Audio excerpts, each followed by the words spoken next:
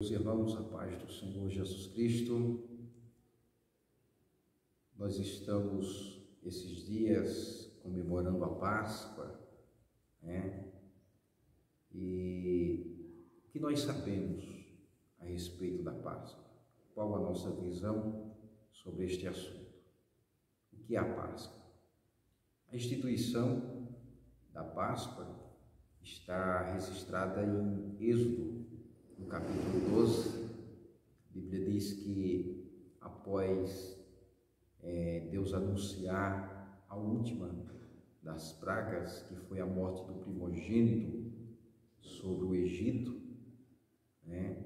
Deus orientou o seu povo, o povo de Israel, que estavam no cativeiro egípcio, sobre como proceder ou o que eles deveriam fazer para escapar, né, ou para serem poupados daquele castigo que estava vindo contra os egípcios, né, que foi a morte dos primogênitos.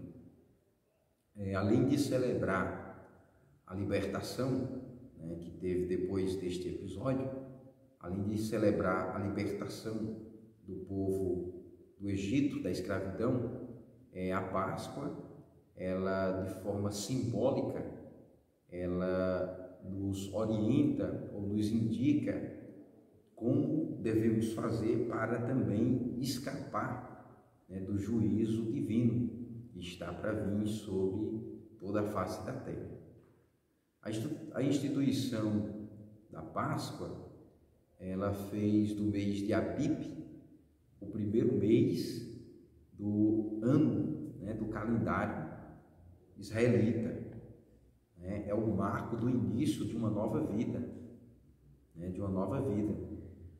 Nós vamos observar que na noite do dia 14 do mês de Abib, que foi no calendário judaico, né, Israel, eles foram libertados do cativeiro egípcio, né? O povo de Israel, eles comemoram nessa data, né, a Páscoa.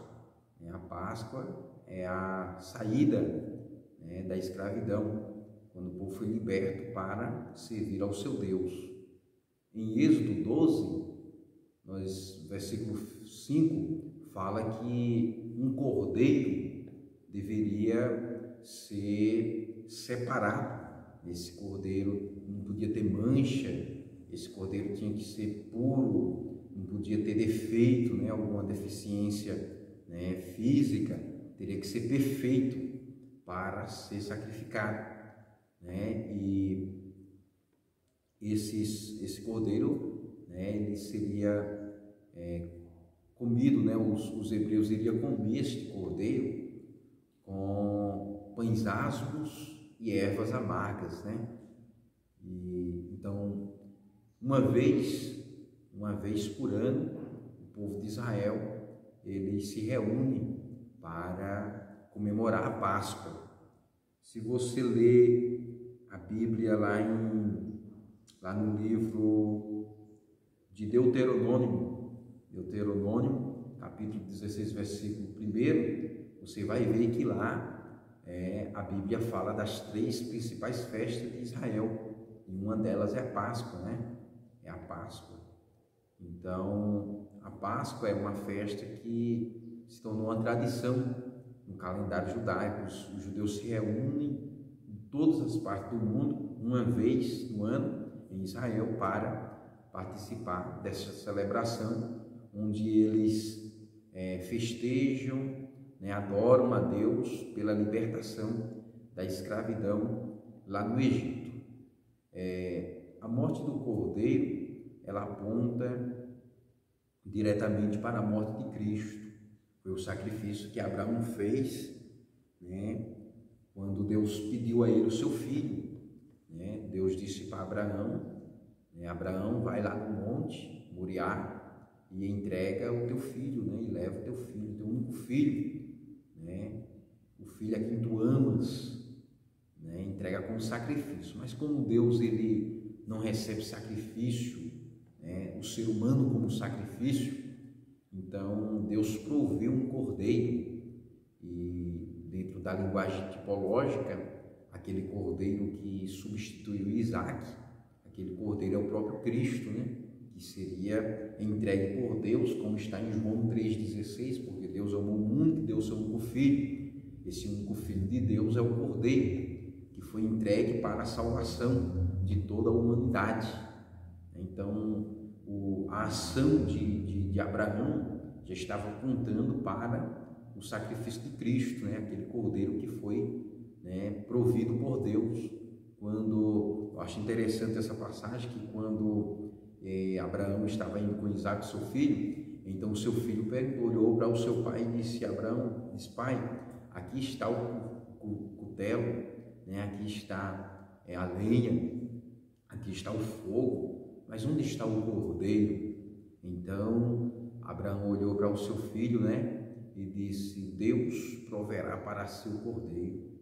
Agora imagine a cena de Abraão com o seu filho, né, amarrado ali no lugar do sacrifício.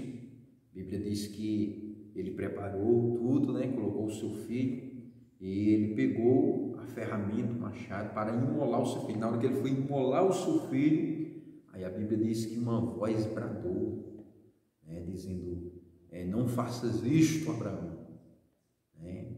Eis aqui o cordeiro, né?